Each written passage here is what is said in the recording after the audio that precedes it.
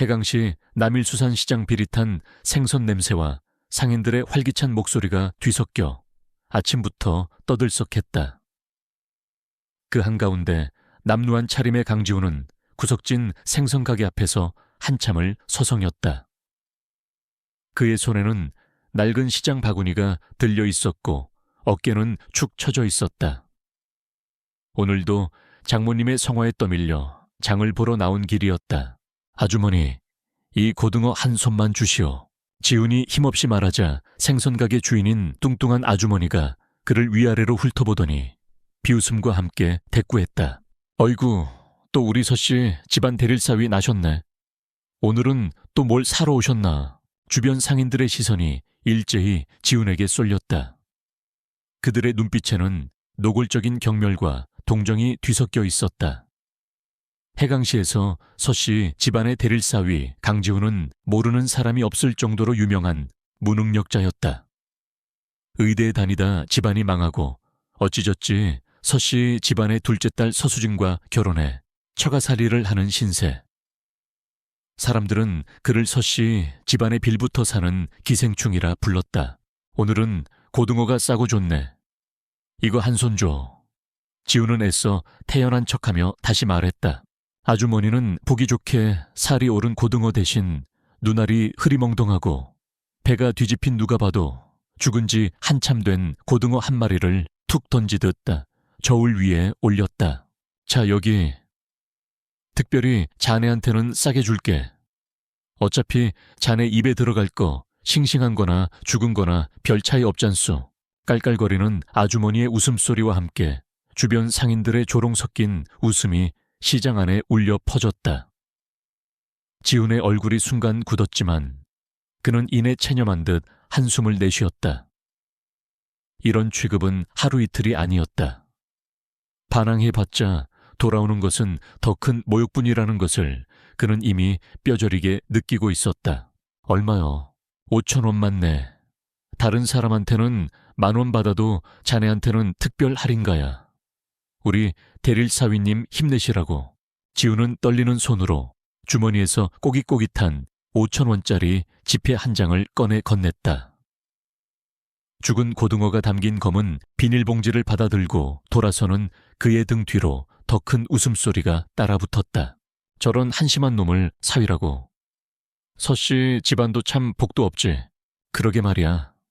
멀쩡한 딸 자식을 왜 저런 패물한테 줬는지 몰라. 지훈은 이를 악물었다.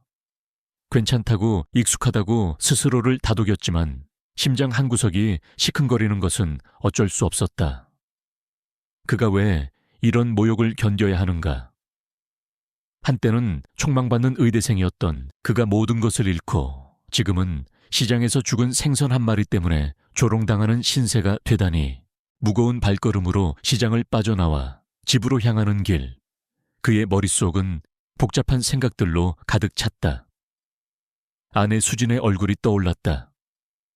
그녀는 집안에서 유일하게 자신을 이해해주고 따뜻하게 대해주는 사람이었다. 하지만 그녀 역시 자신 때문에 집안에서 눈총을 받고 있다는 것을 알기에 지훈은 더욱 괴로웠다. 그때 그의 앞을 검은색 고급 세단 한 대가 가로막았다. 차에서 내린 것은 잘 차려입은 젊은 여성이었다. 그녀는 지훈을 보자마자 깊숙이 허리를 숙였다. 혹시 강지훈 선생님 아니십니까? 지훈은 의아한 표정으로 여자를 바라보았다. 자신을 선생님이라고 부르는 사람은 처음이었다. 더군다나 이런 고급차를 타고 다니는 사람이 자신에게 무슨 볼일이 있단 말인가. 누구신데요? 저는 유성그룹 유 회장님, 손녀 윤아경이라고 합니다. 강 선생님께 강옥히 부탁드릴 일이 있어 찾아왔습니다. 유성그룹이라면 해강시뿐만 아니라 국내에서도 손꼽히는 대기업이었다. 그런 대기업 회장의 손녀가 자신에게 무슨 부탁을 지우는 도무지 이해할 수 없었다. 윤아경은 초조한 기색이 역력한 얼굴로 말을 이었다. 실은 저희 할아버님께서 위독하십니다. 국내외 유명한 의사분들을 전부 모셨지만 아무도 병의 원인조차 찾지 못하고 있습니다. 그러던 중 강 선생님께서 과거 화타문파의 비기를 전수받은 숨은 명이라는 이야기를 듣게 되었습니다. 화타문파. 그 이름이 나오자 지훈의 눈빛이 순간 차갑게 변했다. 수년 전 스승님께서 돌아가시며 절대 세간에 그 이름을 드러내지 말라 신신당부하셨던 그 이름이었다. 스승님은 지훈에게 의술을 가르치시며 사람을 살리는 기술은 때로는 사람을 해치는 칼날이 될 수도 있음을 늘 경고하셨다. 그래서 지훈은 그동안 자신의 의술을 철저히 숨겨왔던 것이다. 사람 잘못 보셨습니다. 저는 그냥 평범한 사람입니다. 보시다시피 시장에서 생선이나 사다 나르는 처지고요. 지훈은 손에 들린 검은 비닐봉지를 들어 보이며 냉담하게 말했다. 죽은 고등어에서 비릿한 냄새가 풍겨 나왔다. 윤하경은 지훈의 태도에도 굴하지 않고 더욱 간절하게 매달렸다. 강 선생님, 제발 저희 할아버지를 살려주십시오. 선생님께서 저희 할아버지를 살려주신다면 어떤 조건이라도 다 들어드리겠습니다. 저희 유성그룹의 모든 것을 걸고 약속드립니다. 그녀의 목소리는 절박함으로 떨리고 있었다. 하지만 지훈은 여전히 요지부동이었다. 나는 사람을 고치는 의사가 아니오. 돌아가시오. 선생님, 이렇게 애원합니다. 저희 할아버지는 단순한 기업 회장이 아니라 수많은 사람들에게 희망을 주시는 분입니다. 그분이 돌아가시면 안 됩니다. 제발. 윤하경은 금방이라도 울음을 터뜨릴 듯한 얼굴로 지훈의 팔을 잡았다. 지훈은 그녀의 손을 뿌리치며 차갑게 말했다. 세상에는 나 말고도 훌륭한 의사들이 많을 텐데 왜 하필 나를 찾아왔는지 모르겠군. 나는 이제 의술과는 담을 쌓은 사람이니 다른 사람을 알아보시오. 그는 더 이상 윤하경에게 시선을 주지 않고 그대로 몸을 돌려 자신의 집으로 향했다. 그의 뒷모습을 바라보는 윤하경의 눈에는 깊은 절망감이 어렸다. 하지만 그녀는 쉽게 포기할 것 같지 않았다. 그녀의 눈빛에는 반드시 강지훈을 설득하고야 말겠다는 굳은 의지가 서려 있었다. 집에 도착한 지훈은 장모서 여사의 날카로운 목소리에 또다시 고개를 숙여야 했다. 이게 뭐야? 또 이런 썩은 생선을 사온 거야. 내 눈에는 이게 싱싱한 고등어로 보이니 이 무능한 놈아, 돈 아까운 줄도 모르고 차라리 내가 나가서 사오는 게 낫겠다. 서 여사는 지훈이 사온 고등어를 쓰레기통에 던져버리며 소리쳤다. 곁에 있던 처남도 한심하다는 듯 혀를 찼다. 매형, 정말 실망입니다. 어머니 말씀대로 그냥 집에 가만히 계시는 게 도와주는 거예요. 안 그래요, 누나? 아내 서수진은 난처한 표정으로 지훈과 어머니 사이에서 어쩔 줄 몰라 했다. 어머니 그만하세요. 지훈 씨도 나름대로 노력한 거잖아요. 노력적에 노력한 결과라고. 저런 인간을 사위라고 들인 내가 미친년이지. 수진아, 너도 정신 차려. 언제까지 저런 백수건달 뒤치다거리나 하고 살 거야. 지훈은 아무런 대꾸도 하지 않았다. 아니, 할 수 없었다. 그저 묵묵히 장모의 잔소리를 듣고 있을 뿐이었다. 이 집에서 그의 존재감은 그 정도였다. 그날 저녁 식탁 분위기는 그 어느 때보다 싸늘했다. 지훈은 거의 밥을 뜨지 못했다. 그때 초인종이 울렸다. 장모가 신경질적으로 누구냐고 소리치자 수진이 현관으로 나갔다. 잠시 후 수진은 당황한 표정으로 거실로 들어오며 말했다. 어머니, 유성그룹 사람들이 찾아왔는데요. 강지훈 씨를 찾는다고. 서 여사와 처남의 눈이 휘둥그레졌다. 유성그룹이라면 해강시 최고의 재벌가 아닌가. 그런 사람들이 왜 무능한 대릴사위 강지훈을 찾는단 말인가. 지훈 역시 의아했지만 낮에 만났던 윤하경의 얼굴이 떠올랐다.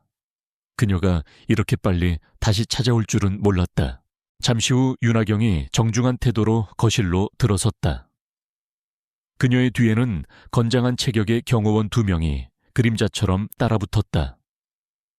윤하경은 서 여사에게 가볍게 목례를 한 후 지훈을 향해 다시 한번 간절하게 말했다. 강지훈 선생님 다시 한번 부탁드립니다. 제발 저희 할아버지를. 서 여사는 어리둥절한 표정으로 지훈과 윤하경을 번갈아 보았다. 아니 유 아가씨, 이게 다 무슨 소리요? 우리 사위가 뭘 어쨌다고? 혹시 우리 사위가 밖에 나가서 무슨 사고라도 친 거요? 윤하경은 고개를 저으며 대답했다. 아닙니다, 사모님. 강 선생님은 저희 할아버님의 마지막 희망이십니다. 부디 강 선생님께서 저희를 도와주실 수 있도록 허락해 주십시오. 서 여사는 여전히 상황 파악이 되지 않았지만 유성그룹 손녀가 직접 찾아와 저렇게까지 저자세로 나오는 것을 보니 뭔가 심상치 않은 일임은 분명하다고 생각했다. 그리고 만약 사위가 정말로 유성그룹에 큰 도움을 줄 수 있는 사람이라면 그녀의 머릿속에 온갖 계산이 빠르게 돌아가기 시작했다. 지우는 한숨을 내쉬었다. 이 상황을 어떻게 빠져나가야 할지 막막했다. 그가 의수를 다시 펼치는 순간 과거의 그림자가 그를 덮쳐올 것만 같았다. 하지만 윤하경의 절박한 눈빛, 그리고 어쩌면 이것이 자신과 수진의 삶을 바꿀 수 있는 작은 기회가 될지도 모른다는 생각이 그의 마음을 흔들었다. 해강시의 밤은 깊어가고 있었고 서씨 집안의 평범했던 저녁은 예기치 않은 방문객으로 인해 새로운 국면을 맞이하고 있었다. 과연 강지훈은 어떤 선택을 할 것인가? 그의 숨겨진 과거와 능력은 언제쯤 세상에 드러나게 될 것인가? 모든 것은 이제 시작에 불과했다. 서 여사의 허락 아닌 허락이 떨어지기 무섭게 윤하경은 강지훈의 팔을 붙들고 밖으로 이끌었다. 고급 세단이 대기하고 있었고 윤하경은 지훈을 뒷좌석으로 안내했다. 차 안에는 이미 중년의 남성 한 명이 앉아 있었다. 날카로운 눈매와 다부진 체격, 범상치 않은 기운을 풍기는 그는 윤하경의 소개로 자신을 유성그룹 비서실장 겸 경호 총괄 마동철이라고 밝혔다. 하지만 해강시 무도계에서 오룡은편 마동철 대사로 통하는 한때 강호를 주름잡던 인물이라는 사실은 굳이 밝히지 않았다. 마동철은 차가 출발하자마자 지훈을 위아래로 훑어보며 낮은 목소리로 말했다. 강 선생이라 했소. 듣던 것과는 영 딴판이구려. 정말 유 회장님을 고칠 능력이 있기는 한 거요. 그의 목소리에는 노골적인 의심과 경고의 의미가 담겨 있었다. 지훈은 창밖을 바라보며 무심하게 대꾸했다. 가보면 알겠지. 지금 여기서 왈가왈부해봤자 무슨 소용이 있겠어. 마동철의 눈썹이 꿈틀거렸다. 일개 대릴사위 주제에 자신 앞에서도 조금도 위축되지 않는 지훈의 태도가 못마땅했다. 하지만 아가씨가 저토록 매달리는 것을 보니 뭔가 믿는 구석이 있겠거니 싶어 일단은 지켜보기로 했다. 유성그룹 본가에 도착하자 거대한 저택의 규모와 삼엄한 경비의 지훈은 잠시 할 말을 잃었다. 하지만 그의 표정에는 조금의 동요도 없었다. 오히려 이런 환경이 익숙하다는 듯 태연했다. 윤하경은 지훈을 곧장 할아버지의 병실로 안내했다. 최고급 의료 장비들이 즐비하게 놓여 있었고 국내외 유명 의사들이 침통한 표정으로 모여 있었다. 유 회장은 의식 없이 침대에 누워 있었고 그의 얼굴은 병색이 완연했다. 지훈은 말없이 다가가 유 회장의 맥을 짚었다.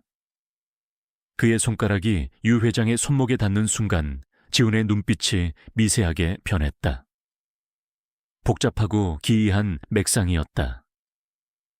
이 정도의 맥상을 가진 환자를 본 것은 스승님 밑에서 수련할 때 이후 처음이었다. 어떤가 강 선생 원인이라도 알겠나 한쪽에서 대기하고 있던 백발의 노의사가 초조하게 물었다. 그는 국내 한의학계의 태두로 불리는 인물이었지만 유 회장의 병 앞에서는 속수무책이었다.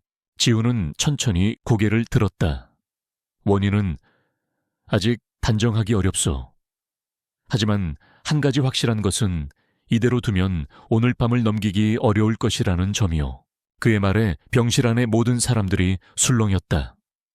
윤하경은 다급하게 지훈의 옷자락을 붙잡았다.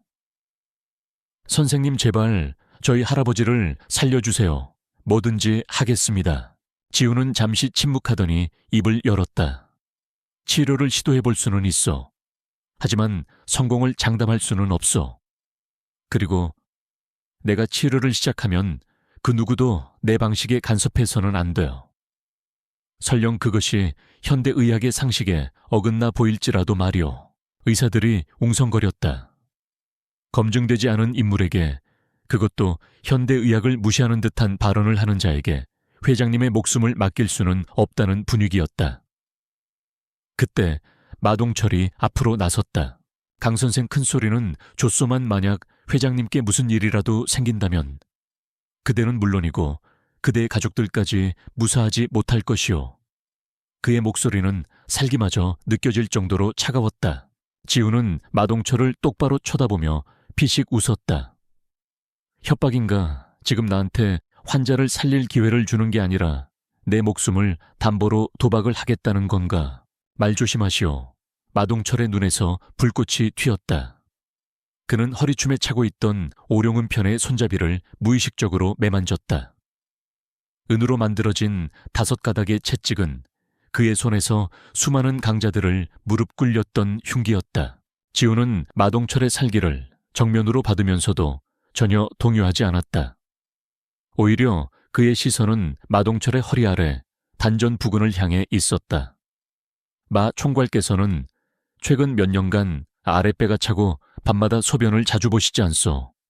특히 새벽녘에는 다리에 쥐가 나 잠을 설치실 테고.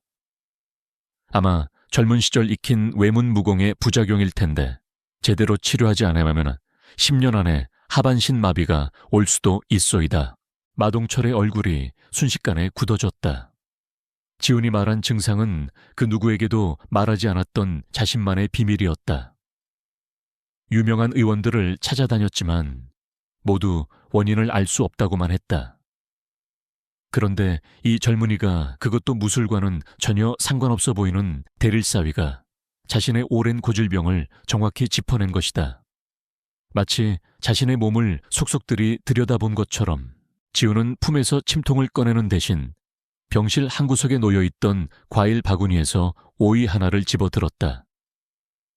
그리고는 마동철을 향해 가볍게 던지는 신용을 하며 말했다. 너무 걱정 마시오. 아직 치료할 방법은 있어. 예를 들면 이 오이로도 혈도를 자극하여 증상을 완화시킬 수 있으니 말이오. 물론 제대로 된 치료는 아니지만 그의 말은 장난스러웠지만 마동철은 등골이 오싹해지는 것을 느꼈다. 지훈이 오이를 쥔 손놀림, 그리고 자신을 향한 눈빛에서 그는 보통 내기가 아니라는 것을 직감했다. 저것은 단순한 대릴사위의 눈빛이 아니었다. 모든 것을 꿰뚫어 보는 듯한 심오한 경지에 오른 고수의 눈빛이었다. 오이로 혈도를 자극한다. 마동철은 젊은 시절 은둔 고수에게서 기혈과 경락에 대한 이야기를 들었던 기억을 떠올렸다. 일상적인 물건으로도 살상을 하거나 병을 고칠 수 있다는 전설로만 전해지던 경지. 설마 이 젊은이가 마동철은 저도 모르게 뒷걸음질 쳤다. 내 이놈. 감히 나를 희롱하는 게냐. 그의 목소리는 떨리고 있었다. 평생을 무인으로 살아온 그의 자존심이 상했지만 동시에 정체 모를 두려움이 엄습했다. 윤하경이 다급하게 두 사람 사이를 막아섰다. 실장님 그만하세요. 지금은 할아버지를 살리는 게 먼저예요. 강 선생님 제발 저희 할아버지를. 지우는 오이를 내려놓고 다시 유 회장에게 다가갔다. 모두 병실 밖으로 나가주시오. 윤하경 씨만 남으시오. 그의 단호한 어조에 아무도 이의를 제기하지 못했다. 마동철조차도 왠지 모를 압도감에 순순히 물러났다. 병실에는 지훈과 윤하경 그리고 의식 없는 유 회장만이 남았다. 그날 밤 지훈은 낡은 침통에서 꺼낸 몇 개의 침으로 기적을 만들어냈다. 그의 침술은 화려하지 않았지만 한치의 오차도 없이 정확하게 혈도를 짚어냈고 침이 들어갈 때마다 유 회장의 미약한 숨결이 조금씩 되살아나는 듯했다. 시간이 얼마나 흘렀을까. 동이틀 무렵 지우는 이마에 맺힌 땀을 닦으며 마지막 침을 놓았다. 그리고 기적처럼 유 회장이 가늘게 신음하며 눈을 떴다. 윤하경은 감격의 눈물을 흘리며 지훈에게 몇 번이고 고개를 숙였다. 유성그룹 전체가 발칵 뒤집혔고 강지훈이라는 이름은 순식간에 해강시 상류사회에 알려지기 시작했다. 하지만 지훈은 윤하경이 건네는 거액의 수고비도 마다하고 새벽 첫 차를 타고 조용히 서 씨 집안으로 돌아왔다. 그에게는 아직 해결해야 할 자신의 문제가 산더미처럼 남아있었기 때문이었다. 그가 집에 도착했을 때 장인 서망은과 장모서 여사 처남 서태식은 이미 식탁에 앉아 아침 식사를 하고 있었다. 지훈을 발견한 서 여사의 표정이 다시 싸늘하게 변했다. 어젯밤에는 외박까지 하더니 이제는 아예 집안 살림에는 손 놓기로 작정한 게냐 꼴 보기 싫으니 빨리 네 방으로 들어가. 지훈은 아무 말 없이 자신의 방으로 들어가려 했다. 그때 초인종이 울리며 요란한 목소리가 들려왔다. 장인어른 장모님, 저 왕태민입니다. 좋은 아침입니다. 왕태민 이사였다. 해강건설 왕 사장의 외아들로 서수진에게 오랫동안 흑심을 품고 있는 인물이었다. 그는 오늘도 번지르르한 모습으로 나타나 온갖 값비싼 선물, 보따리를 풀어놓았다.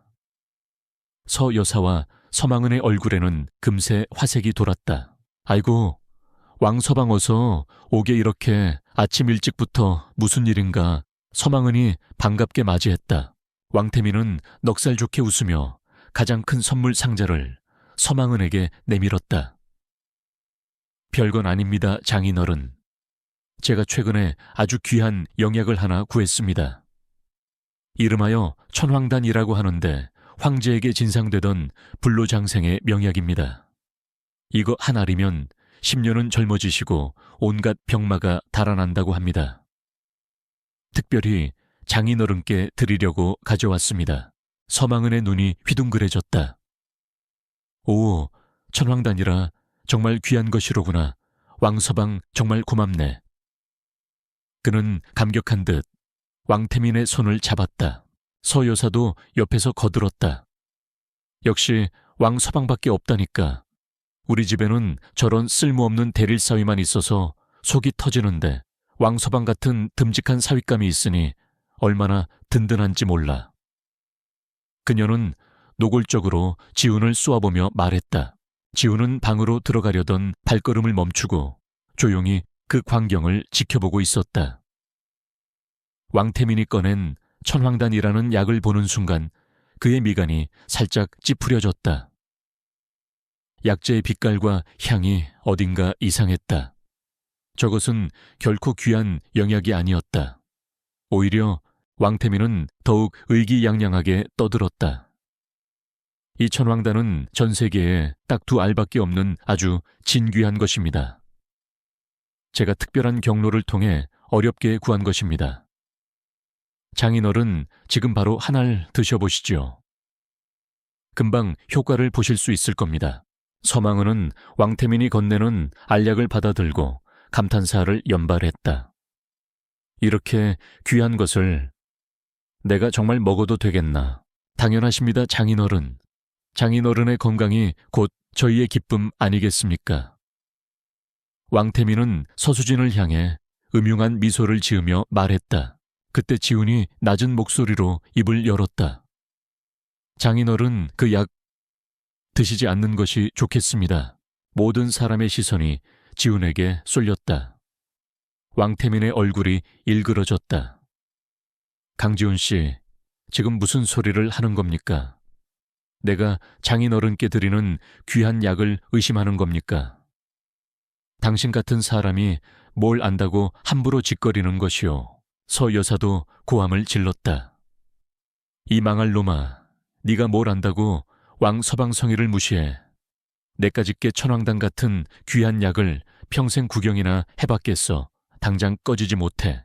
지훈은 왕태민을 똑바로 쳐다보며 단호하게 말했다. 그것은 천황단이 아닙니다.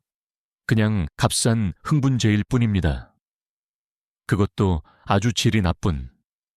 저걸 드시면 당장은 몸에 열이 오르고 힘이 나는 것 같겠지만 곧 심장에 큰 무리가 가고 최악의 경우 목숨까지 위험해질 수 있습니다. 왕태민의 얼굴이 하얗게 질렸다. 무슨 헛소리야. 네가 뭘 안다고 감히 이 왕태민이 가져온 약을 폄훼해. 이건 분명히 술탄섬에서 직접 공수한 술탄섬이라고 했소. 지훈의 입가에 냉소가 어렸다. 그 섬에서 나는 약재 중에 저런 빛깔과 향을 가진 것은 없소. 저건 그저 싸구려 마왕과 육종용을 조잡하게 섞어 만든 가짜 약일 뿐이오. 장인어른께서는 평소 혈압이 높으신데 저걸 드시면 정말 큰일 납니다. 서망은은 지훈과 왕태민을 번갈아 보며 혼란스러운 표정을 지었다. 그는 평소 지훈을 무시했지만 방금 지훈의 말에는 이상하게도 설득력이 있었다. 특히 자신의 혈압이 높다는 것을 정확히 알고 있는 것도 그렇고 왕태민은 당황한 기색을 감추지 못하고 버럭 소리를 질렀다.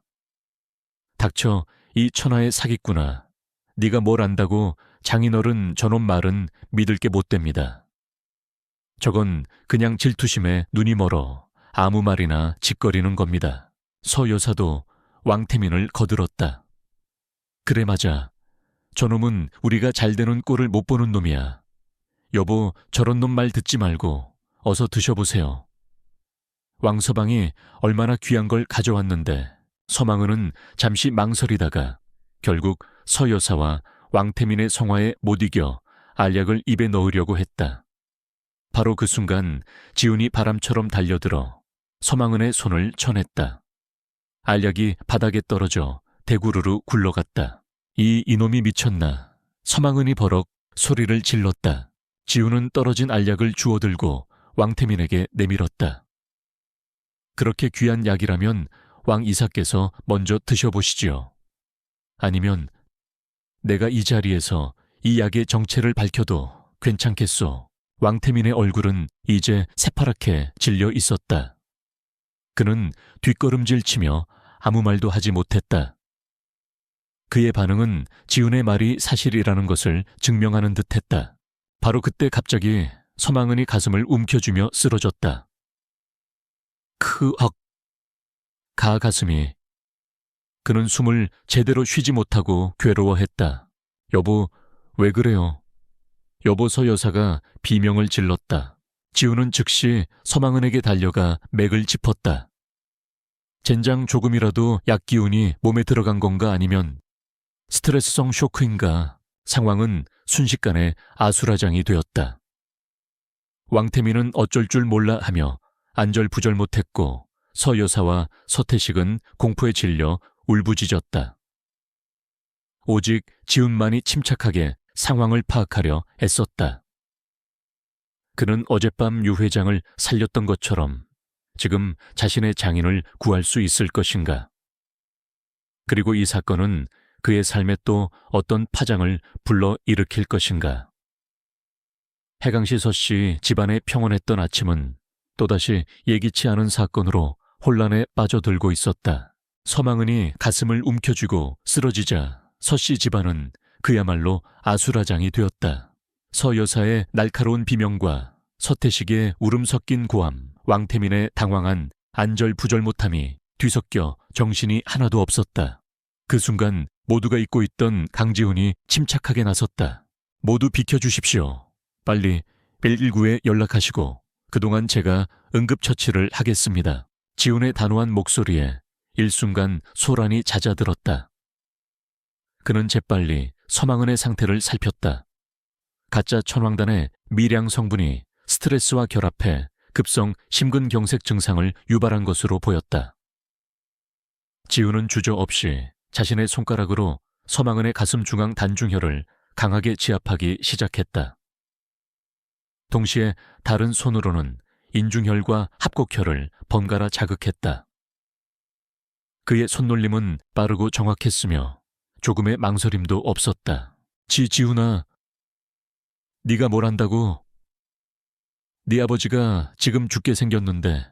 서 여사가 울부짖으며 지훈의 팔을 잡으려 했지만 지훈의 매서운 눈빛에 저도 모르게 손을 거두었다. 지금의 지훈은 평소의 무기력한 대릴사위가 아니었다. 생명을 다루는 자의 엄숙함과 무게감이 그를 감싸고 있었다. 몇 분이 지났을까? 서망은의 거친 숨소리가 조금씩 잦아들기 시작했고 파랗게 질렸던 얼굴에도 미미하게 혈색이 돌아왔다. 그때 마침 L719 구급대원들이 도착했고 지훈은 자신이 취한 응급처치와 환자의 상태를 간결하고 정확하게 설명했다. 구급대원은 지훈의 전문적인 설명과 응급처치 수준에 놀란 눈치였지만 상황이 급박하여 서둘러 서망은을 병원으로 이송했다. 서씨, 일가와 왕태민까지 모두 병원으로 따라 나섰고 텅 빈 거실에는 지훈만이 홀로 남았다. 그는 깊은 한숨을 내쉬었다. 또다시 원치 않는 방식으로 자신의 능력을 드러내고 말았다. 하지만 사람 목숨이 경각에 달린 상황에서 어쩔 수 없는 선택이었다. 잠시 후 병원에서 연락이 왔다. 서망은은 다행히 고비를 넘겼지만 며칠간 절대 안정이 필요하다는 진단이었다. 의사는 지훈의 신속하고 정확한 응급처치가 아니었다면 정말 위험할 뻔했다며 혀를 내둘렀다고 했다. 그 말을 전해 들은 서 여사와 서태식의 표정은 복잡 미묘했다. 평생 무시했던 사위이자 매형이 아버지의 생명의 은인이 되다니. 하지만 그들은 여전히 지훈을 인정하려 들지 않았다. 운이 좋았을 뿐이야. 아니면 애초에 네가 저 가짜 약 소독만 버리지 않았어도 아버지가 쓰러지실 일도 없었어.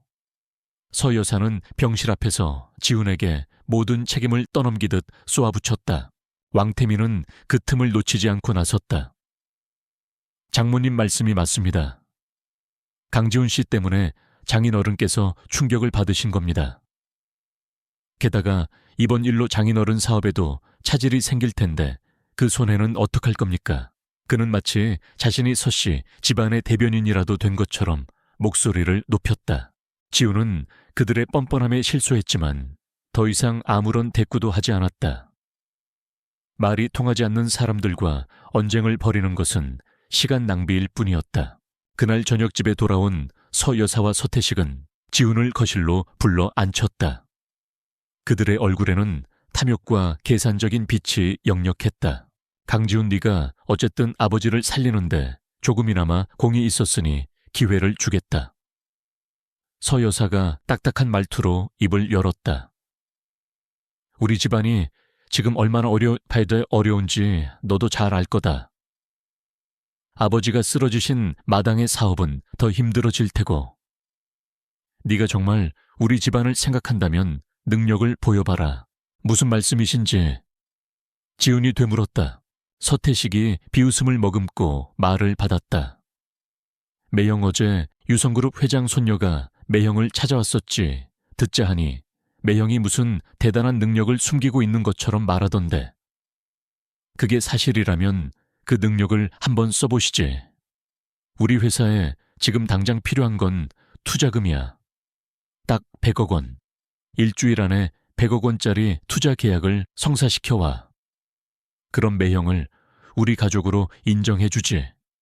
하지만 못한다면 알지, 우리 누나랑 깨끗하게 이혼하고 이 집에서 나가는 거야. 100억 원. 평생 만져볼 수도 없는 거액이었다. 그것도 일주일 안에. 이것은 기회가 아니라 지훈을 내쫓기 위한 명백한 함정이자 모욕이었다. 지훈의 얼굴이 차갑게 굳었다. 제가 왜 그런 말도 안 되는 제안을 받아들여야 합니까? 말도 안 된다고 네가 어제 유 회장을 살렸다고 하지 않았나? 그 정도 능력이면 100억 원쯤은 푼돈 아니겠어?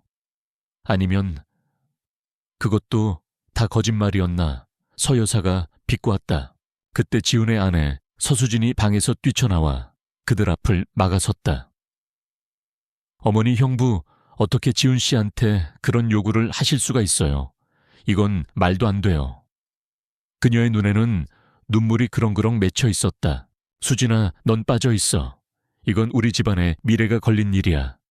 그리고 네 남편이 정말 능력이 있다면 증명해야지. 서태식이 매몰차게 말했다. 지우는 수진의 어깨를 감싸 안으며 그녀를 진정시켰다. 그리고 서 여사와 서태식을 향해 조용히 말했다. 좋습니다. 그 제안 받아들이겠습니다. 하지만 조건이 있습니다. 만약 제가 일주일 안에 100억 원 계약을 성사시키면 두 분은 다시는 저와 수진 씨의 일에 간섭하지 않겠다고 약속하십시오. 그리고 저를 이 집의 진정한 가족으로 인정해 주셔야 합니다. 서 여사와 서태식은 지훈의 의외의 반응에 잠시 당황했지만 곧 비웃음을 터뜨렸다. 어차피 불가능한 일이라고 생각했기 때문이었다. 좋다 약속하지 하지만 못하면 당장 이 집에서 짐 싸서 나갈 준비나 해둬라. 다음 날부터 지훈은 투자처를 알아보기 위해 동분서주했지만 현실은 냉혹했다. 아무런 경력도 배경도 없는 그에게 거액을 투자할 사람은 아무도 없었다. 시간은 야속하게 흘러갔고 서 여사와 서태식의 조롱과 압박은 더욱 심해졌다. 약속한 기한이 이틀 앞으로 다가온 날, 지훈이 지친 몸을 이끌고 집으로 돌아오는데 집 앞 골목에서 건장한 사내 2명이 그의 앞을 가로막았다. 그들은 지난번 윤하경과 함께 왔던 마동철의 부하들이었다. 그중 우두머리로 보이는 자는 마강혁이라고 자신을 소개했다. 강지훈 씨, 잠깐 우리랑 얘기 좀 합시다. 마강혁의 목소리는 위압적이었다. 무슨 용건이시오? 지훈은 경계심을 늦추지 않았다. 우리 마 실장님께서 강 선생의 능력을 높이 사시더군요. 혹시 유 회장님 치료와 관련해서 뭔가 더 필요한 것이 있거나 아니면 다른 도움이 필요하다면 언제든 말씀하시라고 전하셨습니다. 그리고 요즘 강 선생 주변에 귀찮은 파리들이 좀 꼬이는 것 같은데 그런 것들도 우리가 처리해 드릴 수 있습니다. 마강혁은 지훈의 어깨를 툭 치며 의미심장한 미소를 지었다. 그것은 호의를 빙자한 협박이자 감시였다. 유성그룹은 여전히 지훈을 주시하고 있었고 그의 능력을 어떻게든 이용하려 하고 있었다. 지훈은 불쾌했지만 겉으로 드러내지 않았다. 마 실장님의 관심은 고맙지만 내 일은 내가 알아서 처리하겠소. 그리고 나는 당신들이 생각하는 그런 대단한 사람이 아니니 더 이상 내게 시간 낭비하지 마시오. 지훈이 그들을 지나쳐 집으로 들어가려 할 때 마강혁이 다시 그의 앞을 막았다. 강 선생, 너무 쌀쌀맞게 굴지 마시죠. 우리 아가씨께서도 강 선생을 몹시 걱정하고 계십니다. 오늘 저녁 아가씨께서 직접 강 선생 댁으로 찾아뵙겠다고 전해달라고 하셨습니다. 부디 거절하지 마시길 바랍니다. 윤하경이 직접 찾아오겠다고 지훈은 의아했지만 더 이상 그들과 엮이고 싶지 않아 알았다고 짧게 대답하고 집으로 들어왔다. 그의 마음은 더욱 무거워졌다. 100억 원 계약 유성그룹의 압박, 그리고 자신을 둘러싼 알 수 없는 음모들. 모든 것이 그를 짓누르는 듯했다. 그날 저녁 약속대로 윤하경이 서 씨 집안을 방문했다. 그녀의 손에는 크고 묵직한 나무 상자가 들려 있었다. 서 여사와 서태식은 유성그룹 손녀의 재방문에 또다시 호들갑을 떨었지만 윤하경은 그들에게는 가벼운 인사만 건넨 채 곧장 지훈에게 다가갔다. 강 선생님, 지난번에는 정말 감사했습니다. 할아버님께서는 선생님 덕분에 빠르게 회복하고 계십니다. 그녀는 진심으로 감사 인사를 전했다. 그리고는 들고 온 나무 상자를 지훈 앞에 조심스럽게 내려놓았다. 이것은 저희 할아버님께서 선생님께 전해드리라고 하신 물건입니다. 선생님의 스승님께서 과거 저희 할아버님께 맡겨두셨던 유품이라고 들었습니다. 지훈의 눈이 커졌다. 스승님의 유품, 그는 조심스럽게 나무 상자를 열었다. 상자 안에는 빛바랜 몇 권의 의서와 함께 잘 보관된 흑삼 한 뿌리, 그리고 보기에도 범상치 않은 기운을 뿜어내는 천년산삼 한 뿌리가 들어있었다. 스승님께서 살아생전 그토록 아끼시던 물건들이었다. 지훈의 눈시울이 뜨거워졌다. 스승님은 모든 것을 예견하고 계셨던 것일까? 윤하경은 지훈의 감정을 아는지 모르는지 본론을 꺼냈다. 강 선생님, 사실 오늘 찾아뵌 것은 이것을 전해드리는 것 외에 또 다른 부탁이 있어서입니다. 할아버님께서 선생님께 정식으로 치료를 받고 싶어 하십니다. 물론 이전의 응급처치 덕분에 위기는 넘기셨지만 병의 근본적인 원인을 찾아 완치하고 싶어 하십니다. 그래서 저희 유성그룹에서 선생님께 정식으로 치료 계약을 제안하고자 합니다. 그녀는 서류 가방에서 계약서 한 부를 꺼내 지훈에게 내밀었다. 이것은 저희가 준비한 계약서입니다. 계약금은 100억 원입니다. 할아버님의 병을 완치해 주시는 조건입니다. 100억 원 그토록 절실하게 필요했던 금액이 생각지도 못한 방식으로 그의 눈앞에 나타난 것이다. 서 여사와 서태식의 입이 떡 벌어졌다. 그들은 믿을 수 없다는 표정으로 윤하경과 지훈을 번갈아 보았다. 정말 대릴사위 강지훈이 100억 원짜리 계약을 따낼 수 있다는 말인가? 지훈은 복잡한 심경으로 계약서를 내려다보았다. 이것은 단순한 치료 계약이 아니었다. 스승님의 유품과 함께 찾아온 운명의 손짓과도 같았다. 바로 그때 현관문이 요란하게 열리며 왕태민이 씩씩거리며 들어섰다. 그의 손에는 또 다른 서류 봉투가 들려 있었다. 윤하경 씨, 이게 무슨 경우입니까? 강지훈 씨 같은 사기꾼에게 100억 원이라니요? 말도 안 됩니다.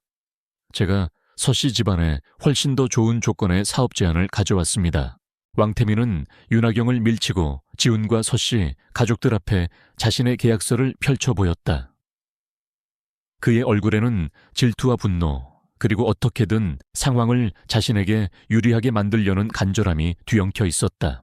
거실 안에는 숨막히는 긴장감이 흘렀다. 스승의 유품 100억 원의 치료 계약, 그리고 왕태민의 방해 공작. 강지훈은 이 모든 것을 어떻게 헤쳐나갈 것인가? 그의 선택에서 씨 집안의 운명, 그리고 어쩌면 그 자신의 운명까지 달려 있었다. 왕태민이 기세등등하게 자신의 사업 제안서를 펼쳐 보이며 고함을 치는 순간 거실 안의 공기는 팽팽하게 당겨진 활시위처럼 아슬아슬했다. 서 여사와 서태식은 왕태민이 내민 더 좋은 조건이라는 말에 귀가 솔깃했지만 윤하경이 제시한 100억 원이라는 액수의 무게감 역시 무시할 수 없었다. 그때 침묵을 지키던 강지훈이 나지막하지만 단호한 목소리로 입을 열었다. 왕 이사님, 지금은 그런 이야기를 할 때가 아닌 것 같습니다. 저는 윤하경 씨의 제안을 받아들이겠습니다. 그는 윤하경이 내민 100억 원짜리 치료 계약서에 망설임 없이 자신의 이름을 적어 넣었다. 왕태민의 얼굴이 시뻘겋게 달아올랐다가 하얗게 질렸다. 강지훈 내까짓게 감히 나를 무시해. 내가 누군지 잊었나? 지훈은 왕태민을 싸늘하게 돌아보았다. 나는 당신이 누군지 관심 없어. 다만 지금은 환자를 치료하는 것이 우선이오. 더 이상 소란 피우지 말고 돌아가시오. 당신이 방해할수록 유 회장님의 상태만 악화될 뿐이니. 그의 목소리에는 사람을 압도하는 기묘한 힘이 실려 있었다. 윤하경도 차가운 표정으로 왕태민에게 말했다. 왕 이사님, 저희 할아버님의 일입니다. 저희가 알아서 결정할 테니 이만 돌아가 주시죠. 그리고 다시는 이런 무례한 행동을 용납하지 않겠습니다. 유성그룹 손녀의 단호한 태도에 왕태민은 더 이상 아무 말도 하지 못하고 분한 표정으로 서류를 구겨쥔 채 돌아설 수밖에 없었다. 그의 눈빛은 강지훈을 향한 깊은 원망과 복수심으로 이글거리고 있었다. 왕태민이 사라지자 지훈은 윤하경에게 말했다. 지금 바로 유 회장님께 가보도록 합시다. 시간이 지체될수록 치료가 어려워질 수 있어. 윤하경은 고개를 끄덕이며 지훈을 자신의 차로 안내했다. 스승의 유품이 담긴 나무 상자는 지훈이 직접 들었다. 서 여사와 서태식은 얼떨떨한 표정으로 그들의 뒷모습을 바라볼 뿐이었다. 정말 저 대릴사위가 100억 원을 벌어올 수 있을까? 그들의 머릿속은 기대와 불신으로 복잡하게 얽혀 있었다. 유성그룹 본관은 어제보다 더욱 삼엄한 분위기였다. 지훈이 도착하자 유 회장의 둘째 아들이자 윤하경의 숙부인 유건호와 그의 아들 유태식이 날카로운 눈빛으로 그를 맞이했다. 유건호는 유성그룹의 실질적인 이인자로 호시탐탐 경영권을 노리는 야심가였다. 유태식 역시 아버지의 그늘 아래서 오만방자하기로 소문난 인물이었다. 네가 강지훈이냐? 유태식이 아나무인 격으로 반말을 내뱉었다. 우리 할아버지를 치료하겠다고 내까지 대릴사위가 뭘 안다고. 너 같은 사기꾼한테 우리 할아버지를 맡길 수는 없다. 유건호도 차가운 목소리로 거들었다. 나경아, 아무리 급해도 그렇지. 어떻게 이런 검증되지도 않은 자에게 아버님의 목숨을 맡길 생각을 하느냐. 당장 이자를 내보내고 국내 최고의 의료진을 다시 초빙하도록 해라. 윤하경은 단호하게 대답했다. 숙부님 태식 오빠, 강 선생님은 제가 보증합니다. 이미 어젯밤 할아버지를 위기에서 구해주신 분이에요. 그리고 지금 할아버지께는 시간이 없습니다. 어젯밤 일은 그저 운이 좋았을 뿐이겠지. 유태식이 비웃었다. 아니면 네가 이놈이랑 짜고 무슨 쇼를 벌이는 건지도 모르지. 그때 병실 안쪽에서 다급한 목소리가 들려왔다. 회장님 상태가 다시 나빠지고 있습니다. 이 박사님 빨리 와주십시오. 모두의 시선이 병실로 향했다. 병실 안에는 국내 한의학계의 또 다른 거두로 불리는 이명한 박사가 유 회장을 진맥하고 있었다. 이명한 박사는 유 회장의 오랜 주치의이자 자칭 화타문파의 맥을 잇는다고 떠벌리고 다니는 인물이었다. 하지만 그의 얼굴에는 초조함과 당혹감이 역력했다.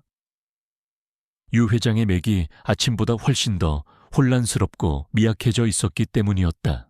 이럴 리가 없는데 어제 내가 처방한 약이 분명 효과가 있어야 하는데 이명하는 식은땀을 흘리며 중얼거렸다.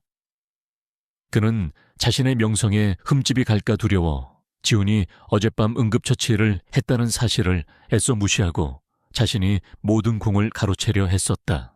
유건호가 다급하게 물었다. 이 박사 대체 어떻게 된 거요? 아버지 상태가 왜 다시 악화되는 거요? 이명하는 변명하기에 급급했다. 그게 회장님의 병세가 워낙 깊고 기이하여 예측하기가 어렵습니다. 하지만 제가 가진 비방으로 곧 진정시켜 보이겠습니다. 그는 허둥지둥 침통을 꺼내 유 회장에게 침을 놓기 시작했다. 그의 침술은 겉보기에는 화려했지만 어딘가 조잡하고 핵심을 짚지 못하는 듯했다. 지훈은 그 광경을 조용히 지켜보다가 나지막이 입을 열었다. 그렇게 침을 놓다가는 오히려 환자의 기혈만 어지럽힐 뿐이오. 당장 멈추시오. 이명하는 발끈하며 지훈을 쏘아보았다. 내내 이놈네까지 젊은 놈이 감히 나의 침술에 토를 달아 내가 누군지 알고 함부로 짓거리는 것이냐. 나는 이 나라 최고의 한의사 이명한이다. 지훈은 이명한의 허세를 가볍게 무시하고 유 회장에게 다가갔다. 그리고는 이명한이 막 침을 놓으려던 혈도를 손가락으로 짚으며 말했다.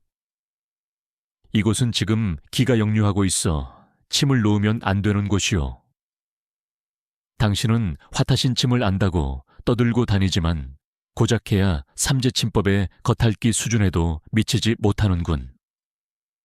화타신 침은 본디 13침까지 있는 법인데 당신은 고작 첫 3침의 형상만 흉내내고 있으니 환자를 살리기는커녕 죽음으로 몰고 갈 뿐이오. 이명한의 얼굴이 새하얗게 질렸다. 화타 13침. 그것은 전설로만 전해지던 침법이었다. 자신이 알고 있는 화타신침은 고작 3가지 수법뿐이었는데 이 젊은이가 어떻게 13침의 존재를 알고 있단 말인가. 그리고 자신의 침술이 고작 겉핥기 수준이라는 것을 정확히 꿰뚫어 보다니 그 거짓말. 화타신침은 본디삼침이 전부 다 내놈이 뭘 안다고 함부로 짓거려 임명하는 마지막 자존심으로 버럭소리를 질렀지만 그의 목소리는 이미 기어 들어가고 있었다. 바로 그때 지훈이 유건호를 향해 툭 한마디 던졌다. 유 사장께서는 최근 오른쪽 어깨에 통증이 심하시고 밤에는 불면증에 시달리시지 않소. 아마 스트레스성 간화상염일 텐데 방치하면 중풍으로 이어질 수 있으니 조심하셔야 할 겁니다. 유건호는 쏘스라치게 놀랐다. 지훈이 말한 증상은 최근 자신을 괴롭히던 지병이었지만 그 누구에게도 말한 적이 없었다. 그런데 이 젊은이가 마치 자신을 진찰이라도 한 것처럼 정확히 짚어낸 것이다. 심지어 병명까지. 병실 안의 모든 사람들이 경악했다. 단순한 관찰만으로 병을 진단하다니. 이것은 평범한 의술의 경지를 넘어선 것이었다. 유태식조차도 입을 다물지 못하고 지훈을 멍하니 바라보았다. 지훈은 더 이상 시간을 지체하지 않고 스승의 유품이 담긴 나무 상자를 열었다. 그는 그 안에서 낡은 침통 하나를 꺼냈다. 침통 안에는 보기에도 예사롭지 않은 은은한 빛을 내는 13개의 침이 들어있었다. 화타 13침이었다. 지금부터 내가 유 회장님의 치료를 시작하겠소. 모두 물러나시오. 그리고 내 허락 없이는 그 누구도 이 병실에 들어오거나 내게 말을 걸지 마시오. 그의 목소리는 낮았지만 거역할 수 없는 위험이 서려 있었다. 윤하경은 굳은 표정으로 고개를 끄덕였고 유건호와 유태식 그리고 이명하는 마법에라도 걸린 듯 그의 지시에 따라 병실 밖으로 물러났다. 지훈은 먼저 천년산삼 한 조각을 잘라 유 회장의 입에 물렸다. 산삼의 기운이 유 회장의 미약한 생명력을 북돋아 줄 것이었다. 그리고는 첫 번째 침을 꺼내 들었다. 그의 손놀림은 물 흐르듯 자연스러우면서도 번개처럼 빨랐다. 침은 정확하게 유 회장의 백회열에 꽂혔다. 이어서 2번째, 3번째 침이 연이어 주요 혈도에 안착했다. 이명하는 병실 문틈으로 지훈의 침수를 훔쳐보며 경악을 금치 못했다. 지훈이 사용하는 침법은 자신이 알고 있던 화타신 침과는 차원이 달랐다. 그것은 마치 살아있는 생명체처럼 기를 운용하고 막힌 혀를 뚫어내는 신묘한 경지였다. 자신이 평생을 바쳐 연구했지만 도달하지 못했던 꿈에서나 그리던 경지였다. 시간이 얼마나 흘렀을까. 지훈의 이매는 땀방울이 송골송골 맺혀 있었지만 그의 눈빛은 여전히 형형하게 빛나고 있었다. 13번째 마지막 침이 유 회장의 신맥 근처에 놓이는 순간 기적처럼 유 회장의 손가락이 미세하게 움직였다. 그리고는 깊은 숨을 내쉬며 천천히 눈을 떴다. 여기가 어디냐? 유 회장의 목소리는 작았지만 분명한 의식이 담겨 있었다. 윤하경이 울음을 터뜨리며 할아버지에게 달려갔다. 할아버지, 정신이 드셨군요. 할아버지. 병실 밖에서 이 광경을 지켜보던 유건호와 유태식도 믿을 수 없다는 표정으로 할 말을 잃었다. 죽어가던 사람이, 국내 최고의 의사들도 포기했던 사람이 저 젊은 대릴사 위에 침 몇 방에 다시 살아나다니. 지훈은 조용히 침을 거두고 자리에서 일어났다. 그의 얼굴에는 피곤한 기색이 역력했지만 눈빛만은 그 어느 때보다 깊고 차분했다. 그때 이명한 박사가 비틀거리며 병실 안으로 들어왔다. 그는 지훈 앞에 다가와서는 갑자기 푸통 소리를 내며 무릎을 꿇었다. 선생님, 소인이 사람을 알아보지 못하고 큰 죄를 지었습니다. 부디 저의 무례를 용서하시고 저를 제자로 받아주십시오. 평생 선생님을 스승으로 모시고 화타문파의 진정한 의술을 배우고 싶습니다. 한때 국내 최고의 한의사라 자부했던 이명한이 모든 사람이 보는 앞에서 젊은 대릴사위 강지훈에게 무릎을 꿇고 제자가 되기를 간청하는 순간이었다. 그것은 단순한 굴복이 아니었다. 진정한 신의 앞에 선 범인의 경외감이자 평생을 추구해왔던 목표를 마침내 발견한 자의 간절함이었다. 해강시 최고의 재벌가 유성그룹 본가에서 펼쳐진 기적 같은 의술. 강지훈은 또다시 자신의 숨겨진 능력을 세상에 드러냈고 그 파장은 이제 걷잡을 수 없이 커져가고 있었다. 국내 최고의 한의사라 자부하던 이명한 박사가 젊은 대릴사위 강지훈에게 무릎을 꿇고 사죄하며 제자로 받아주기를 간청하는 모습은 유씨 집안 사람들에게 엄청난 충격을 안겨주었다. 유건호와 유태식은 입을 떡 벌린 채 말을 잇지 못했고 윤하경조차 놀라움을 감추지 못했다. 강지훈이라는 인물이 가진 능력의 깊이를 가늠하기 어려웠다. 그때 막 의식을 회복한 유정혁 회장이 가냘프지만 위험 있는 목소리로 입을 열었다.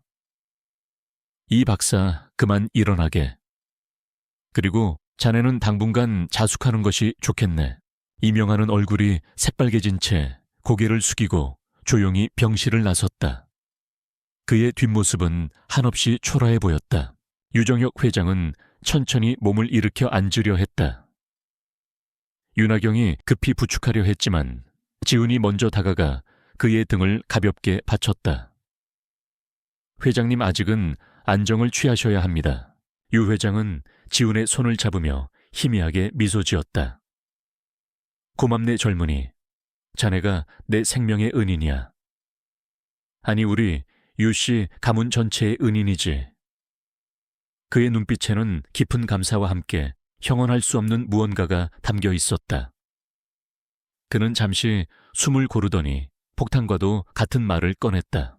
강서방, 아니 강지훈 선생. 내가 자네에게 큰 결례를 무릅쓰고 한 가지 제안을 하고자 하네. 병실 안의 모든 시선이 유 회장에게 쏠렸다.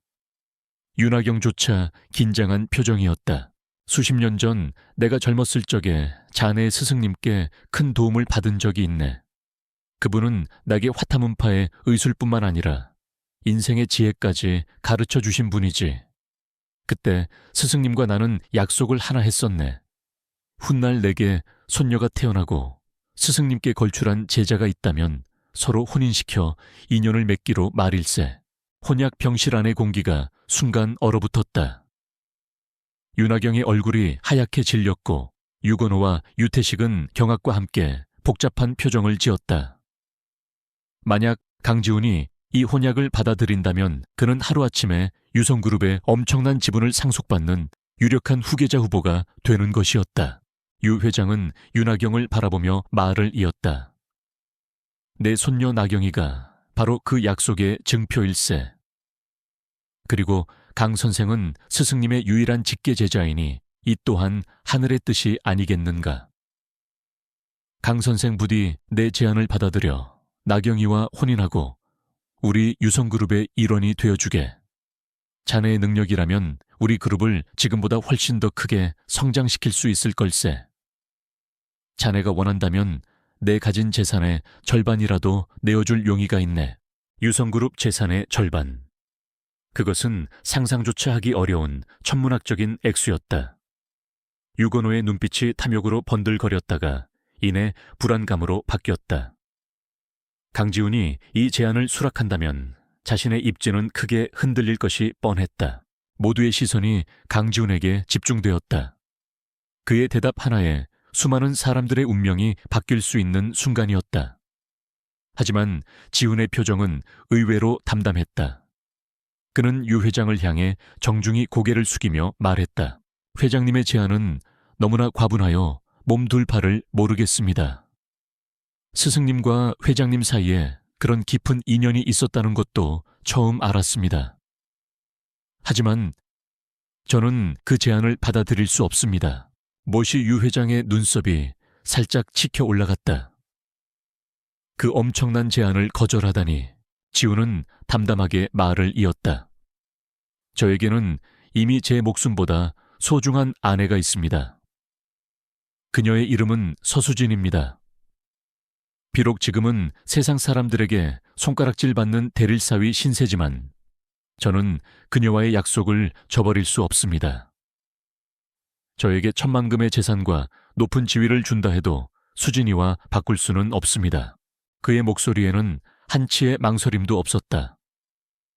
윤하경은 지훈의 단호한 대답에 놀란 듯하면서도 어딘가 안도하는 듯한 복잡한 표정을 지었다. 그녀는 자신도 모르게 강지훈이라는 남자에게 호기심 이상의 감정을 느끼고 있었지만 그가 자신 때문에 아내를 버리는 것을 원하지는 않았다.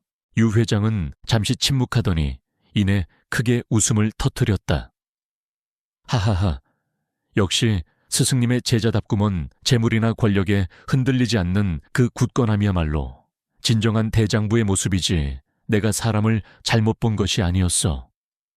그는 지훈의 어깨를 두드리며 말했다. 좋네. 혼약은 없던 일로 하지. 하지만 자네와 우리 유씨 가문의 인연은 이것으로 끝이 아닐세. 자네는 여전히 내 생명의 은인이고 우리 가문의 귀한 손님이야. 유 회장은 비서에게 지시하여 예정대로 100억 원의 치료 계약금을 지훈에게 지급하도록 했다. 이것은 자네의 정당한 대가이니 사양하지 말게. 그리고 앞으로도 우리 유성그룹에 무슨 일이 생기면 자네의 도움을 받을 수 있었으면 좋겠네. 지훈은 더 이상 사양하지 않고 감사히 받았다. 이 돈은 자신뿐만 아니라 아내 수진과 처가를 위해서도 꼭 필요한 돈이었기 때문이었다. 유씨 집안을 나선 지훈의 발걸음은 한결 가벼웠다. 그의 손에는 100억 원이 입금된 통장이 들려 있었다. 이 돈으로 처가의 빚을 갚고 수진에게 더 이상 경제적인 어려움 없이 살게 해줄 수 있다는 생각에 가슴이 벅차올랐다. 하지만 서씨 집에 도착했을 때 그를 맞이한 것은 예상대로 탐욕스러운 장모와 처남의 번들거리는 눈빛이었다. 어떻게 됐냐? 정말 유성그룹에서 돈을 받았어. 얼마여서? 여사가 다그치듯 물었다. 지훈이 100억 원이 찍힌 통장을 내밀자 서 여사와 서태식의 입이 떡 벌어졌다. 그들은 서로의 눈을 의심하며 몇 번이고 통장을 확인했다. 정말 100억 원이었다. 세상에 이게 꿈이냐, 생시냐. 우리 사위가 정말 100억 원을 벌어왔어. 서 여사는 언제 지훈을 구박했냐는 듯 그의 팔을 붙잡고 호들갑을 떨었다. 서태식도 비굴한 미소를 지으며 지훈에게 아첨하기 시작했다. 매형 역시 대단하십니다. 제가 매형을 첫눈에 알아봤어야 했는데 매형 같은 능력자를 몰라 뵙고 그동안 얼마나 죄송했는지 모릅니다. 그들의 변덕스러운 태도에 지훈은 헛웃음이 나왔지만 이내 표정을 굳히고 단호하게 말했다. 이 돈은 제가 정당하게 받은 대가입니다. 그리고 약속대로 이 돈으로 집안의 빚을 갚고 남은 돈은 수진 씨와 제가 관리하겠습니다. 앞으로 두 분은 저희 일에 간섭하지 말아 주십시오. 서 여사와 서태식은 순간 표정이 굳었지만 100억 원이라는 거금 앞에서 감히 반박하지 못했다. 그들은 마지못해 고개를 끄덕였지만 여전히 돈에 대한 미련을 버리지 못한 눈치였다. 그날부터 서씨 집안에서 지훈의 위상은 하루아침에 달라졌다. 장모와 처남은 더 이상 그를 무시하거나 구박하지 않았고 오히려 눈치를 보며 비위를 맞추려 애썼다. 아내 서수진은 그런 변화가 어색하면서도 남편이 인정받는 것 같아 기쁜 마음을 감추지 못했다. 그녀는 지훈의 손을 잡으며 진심으로 고마워했다. 지훈 씨, 당신 정말 대단해요. 당신 덕분에 우리 가족이 다시 웃을 수 있게 됐어요. 지훈은 아내의 따뜻한 말에 모든 피로가 사라지는 것을 느꼈다. 하지만 그는 여기서 만족하지 않았다. 아직 해결해야 할 중요한 숙제가 남아 있었다. 바로 왕태민이었다. 그동안 자신과 수진을 괴롭히고 모욕했던 그에게 반드시 대가를 치르게 해야 했다. 며칠 후 지훈은 윤하경에게 조용히 연락했다. 그는 왕태민과 해강건설의 비리에 대한 정보를 수집해달라고 부탁했다. 윤하경은 흔쾌히 그의 부탁을 들어주었고 유성그룹의 정보력을 이용하여 며칠 만에 왕태민과 관련된 엄청난 양의 비리 자료를 지훈에게 건네주었다. 탈세 횡령 불법 자금 조성, 심지어는 과거 건설 현장, 안전사고, 은폐 의혹까지. 왕태민과 그의 아버지가 저지른 불법적인 행위들은 상상을 초월했다. 지훈은 그 자료들을 가지고 조용히 움직이기 시작했다. 그는 직접 나서지 않았다. 대신 믿을 만한 언론사와 시민단체에 익명으로 자료를 제보했다. 며칠 지나지 않아 해강건설과 왕태민 일가의 비리가 연일 뉴스 헤드라인을 장식하기 시작했다. 검찰 수사가 시작되었고 해강건설의 주가는 폭락했다. 왕태민의 아버지는 검찰에 소환되어 조사를 받았고 왕태민 자신도 출국 금지 조치를 당했다. 한때 해강시에서 막강한 권력을 자랑하던 왕씨 집안은 하루아침에 몰락의 길을 걷게 된 것이다. 왕태민은 모든 것이 강지훈의 계략이라는 것을 직감했지만 아무런 증거도 찾을 수 없었다. 그는 분노와 절망감에 몸부림쳤지만 이미 때는 늦었다. 그가 그토록 무시하고 짓밟으려 했던 대릴사위 강지훈은 이제 그가 감히 올려다볼 수도 없는 존재가 되어 있었다. 강지훈의 방역은 이제 막 시작되었을 뿐이었다. 그는 더 이상 과거의 무기력한 대릴사위가 아니었다. 자신의 소중한 사람들을 지키고 불의에 맞서 싸울 힘과 지혜를 가진 존재로 거듭나고 있었다. 해강시의 밤하늘 아래 그의 새로운 전설이 조용히 써내려 가고 있었다. 왕태민 일가가 몰락하고 서씨 집안에 100억 원이라는 거금이 들어오면서 강지훈과 서수진에게는 잠시나마 평온한 시간이 찾아왔다. 지훈은 장인 서망은의 남은 빚을 모두 청산하고 낡았던 집도 수리했다.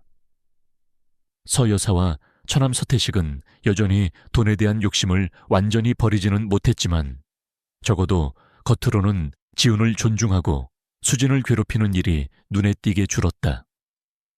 수진은 오랜만에 느껴보는 가정의 평화에 행복해했고 지훈을 바라보는 그녀의 눈빛에는 사랑과 존경이 더욱 깊어졌다. 지훈 역시 이런 평범한 일상이 소중했다. 그는 낮에는 수진과 함께 시간을 보내거나 스승의 유품인 의서들을 연구하며 화타문파의 의술을 더욱 깊이 탐구했다. 유성그룹 유정혁 회장도 가끔 지훈을 불러 건강을 돌보게 했고 윤하경과는 이제 스스럼 없이 의술에 대한 이야기를 나누는 친구 같은 사이가 되었다. 모든 것이 제자리를 찾아가는 듯 보였다. 하지만 그 평화는 오래가지 못했다. 운명은 마치 행복을 시기라도 하듯 또다시 잔혹한 발톱을 드러냈다. 어느 늦은 오후 지훈이 유 회장의 정기 검진을 마치고 집으로 돌아왔을 때 집안은 싸늘하게 식어 있었고 아내 수진의 모습이 보이지 않았다. 평소라면 저녁 준비를 하며 그를 맞이했을 시간이었다. 불길한 예감이 그의 심장을 짓눌렀다. 수진아, 서수진, 그의 다급한 외침에도 집안은 고요했다. 식탁 위에는 미처 다듬지 못한 채소와 어지럽게 흩어진 장바구니가 보였다. 마치 누군가와 급하게 몸싸움을 벌인 듯한 흔적이었다. 지훈의 머릿속이 하얗게 비는 듯했다. 그때 그의 눈에 식탁 위에 놓인 작은 쪽지 하나가 들어왔다. 떨리는 손으로 쪽지를 집어든 그의 눈동자가 분노로 이글거리기 시작했다. 쪽지에는 단 한 줄의 문장만이 적혀 있었다. 내 여자를 살리고 싶으면 오늘 밤 자정까지 해강항 제7폐창고로 혼자 와라. 감히 다른 짓을 하려 들면 내 여자는 뼈도 못 추릴 줄 알아라. 도광파 두왕파이. 그 이름을 보는 순간 지훈의 온몸의 피가 역류하는 듯했다. 도광파는 수백 년 전부터 화타문파와 숙적 관계에 있던 사악한 문파였다. 그들은 온갖 기이한 독을 사용하고 사람의 목숨을 파리 목숨처럼 여기는 잔인무도한 집단으로 알려져 있었다. 스승님께서 살아생전 늘 경계하라고 말씀하셨던 언젠가는 마주하게 될 숙적. 그런데 그들이 왜 이제 와서 그것도 가장 비열한 방식으로 자신을 공격해 온 것인가? 지우는 이를 악물었다. 수진에게 무슨 일이라도 생긴다면 그는 결코 스스로를 용서할 수 없을 터였다. 그는 즉시 윤하경에게 연락하여 도광파와 해강항 제7 폐창고에 대한 정보를 최대한 빨리 알아봐 달라고 부탁했다. 윤하경은 사태의 심각성을 깨닫고 유성그룹의 모든 정보망을 동원해 지원을 아끼지 않겠다고 약속했다. 시간이 흘러 자정이 가까워 올수록 지훈의 초조함은 극에 달했다. 윤하경으로부터 연락이 왔다. 해강항 제7 폐창고는 수년 전부터 사용되지 않는 낡은 건물로 최근 불법적인 거래나 범죄 조직의 아지트로 종종 이용된다는 정보였다. 그리고 도광파는 최근 몰락한 왕태민과 비밀리에 접촉한 정황이 포착되었다고 했다. 왕태민 급의 일의 한 놈이 결국 해서는 안 될 선을 넘고 만 것이었다. 복수심에 눈이 멀어 도광파 같은 사악한 무리들과 손을 잡다니. 지훈의 분노는 하늘을 찔렀다. 자정이 되기 10분 전 지훈은 홀로 해강항 제7 폐창고 앞에 섰다. 달빛조차 비추지 않는 음산한 폐창고에서는 스산한 바람 소리와 함께 역한 약초 냄새가 풍겨 나왔다. 지훈은 품 안에 숨겨둔 침통을 단단히 움켜쥐었다. 그 안에는 평소 사용하는 치료용 침 외에도 스승님께서 위급한 상황에만 사용하라며 물려주신 12개의 귀문시비침, 구이멘시 얼전이 들어있었다. 귀문시비침은 단순한 치료 도구가 아니었다. 그것은 때로는 강력한 살상 무기가 될 수도 있는 화타문파 최후의 비기였다. 지훈이 폐창고 안으로 들어서자 10여 명의 복면을 쓴 괴한들이 그를 둘러쌌다. 그들의 눈빛은 살기로 번뜩였고 손에는 시퍼런 단검과 기기묘묘한 형태의 무기들이 들려 있었다. 그리고 창고 가장 안쪽 낡은 의자에는 수진이 정신을 잃은 채 묶여 있었다. 그녀의 얼굴은 창백했고 입술은 파랗게 변해 있었다. 수진아, 지훈이 절규하며 달려가려 했지만 괴한들이 그의 앞을 가로막았다. 그때 어둠 속에서 한 중년 남자가 천천히 걸어 나왔다. 그는 독사처럼 차갑고 음흉한 눈빛을 하고 있었으며 온몸에서 사악한 기운을 뿜어내고 있었다. 그가 바로 도광파의 현두목 독수마군 두쇼모준이었다. 내 놈이 강지훈이냐 화타문파의 마지막 후예라는 놈이 고작 이 정도 배짱밖에 안 되는 줄은 몰랐구나. 독수마군이 비웃으며 말했다. 내 아내에게 무슨 짓을 한 거냐. 당장 풀어주지 않으면 내 놈들을 모두 갈기갈기 찢어 죽일 것이다. 지훈의 목소리는 분노로 떨리고 있었다. 독수마군은 섬뜩한 미소를 지으며 수진의 뺨을 어루만졌다. 내 여자는 지금 아주 편안하게 잠들어 있다. 물론 영원히 깨어나지 못할 수도 있지만 말이다. 우리는 네 여자에게 아주 특별한 선물을 주었거든. 이름하여 7절 홀령산 치 죄쿤링산이라고 하지. 7번 심장이 끊어지는 고통 속에서 서서히 영혼이 흩어지는 우리 도광파 최고의 비기 중 하나다. 해독약은 오직 나만이 만들 수 있지. 7절 홀령산 지훈은 스승님의 의서에서 그 악독한 독의 이름을 본 적이 있었다. 해독이 거의 불가능하며 중독된 자는 상상할 수 없는 고통 속에서 죽어간다고 기록되어 있었다. 내 놈들, 대체 나에게 원하는 게 뭐냐? 간단하다. 독수마군의 눈이 탐욕으로 번뜩였다. 내 놈이 가진 화타문파의 모든 비급과 내 스승이 남긴 유품들을 전부 우리에게 넘겨라. 그리고 내 스스로 무공을 패하고 우리 도광파에 무릎 꿇고 충성을 맹세한다면 내 여자의 목숨을 살려줄 수도 있지. 물론 해독약을 줄지 말지는 내 기분에 달렸지만 그것은 항복을 넘어선 완전한 굴종을 요구하는 것이었다. 화타문파의 명예를 더럽히고 스승님의 가르침을 배반하라는 것이었다. 지훈은 결코 받아들일 수 없는 조건이었다. 헛소리하지 마라. 너희 같은 악귀들에게 내 스승님의 유산을 넘길 수는 없다. 그렇다면 내 여자는 고통스럽게 죽어가는 수밖에 없겠구나. 아니면 내 놈도 함께 저승길 동무나 해주던가. 독수마군이 손짓하자 복면 괴한들이 일제히 지훈에게 달려들었다. 지훈은 더 이상 망설이지 않았다. 그의 몸에서 뿜어져 나오는 기세는 순식간에 주변 공기를 얼어붙게 만들었다. 그는 번개처럼 움직이며 괴한들의 공격을 피하는 동시에 그들의 급소를 정확하게 가격했다. 그의 움직임은 부드러우면서도 치명적이었고 매 순간 폭발적인 힘을 담고 있었다. 한때 의수를 연마하며 익혔던 심신단련의 무예가 이제는 소중한 사람을 지키기 위한 살인적인 기술로 변모해 있었다.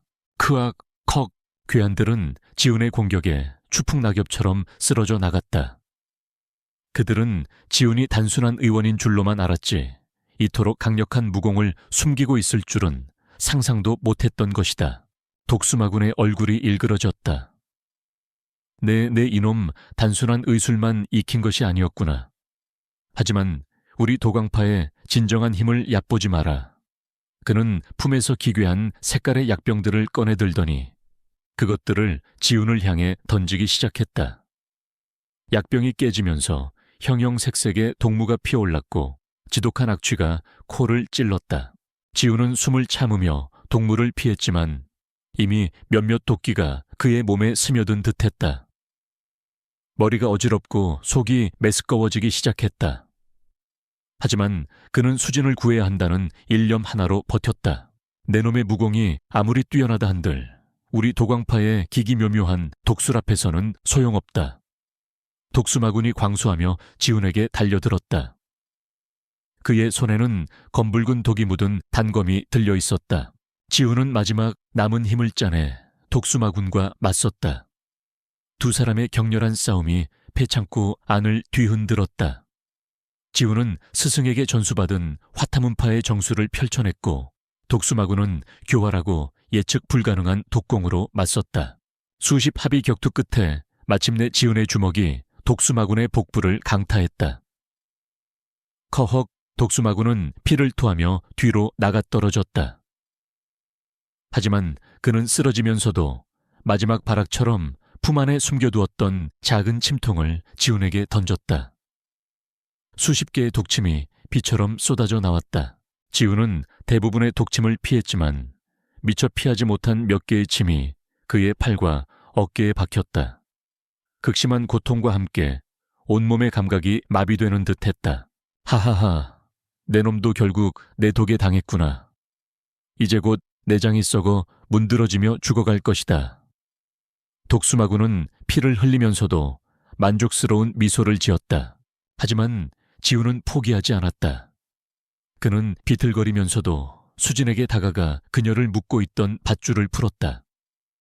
그리고는 품에서 귀문 12침을 꺼내 들었다. 그는 남아있는 마지막 정신력을 집중하여 수진의 몸에 퍼진 7절 홀령산의 도끼를 일시적으로 봉인하기 위해 귀문 12침을 시술하기 시작했다. 그의 손이 떨리고 있었지만 침은 한 치의 오차도 없이 정확한 혈도에 꽂혔다. 12개의 침이 모두 놓이자 수진의 파라던 입술에 아주 미미하게 혈색이 돌아오는 듯했다. 지훈은 수진을 부축하여 폐창고를 빠져나오려 했다. 그때 쓰러져 있던 독수마군이 마지막 힘을 다해 외쳤다. 강지훈, 내년은 살려도 내 놈은 반드시 죽일 것이다. 그리고 내 놈의 여자는 곧 다시 내 손에 들어올 것이다.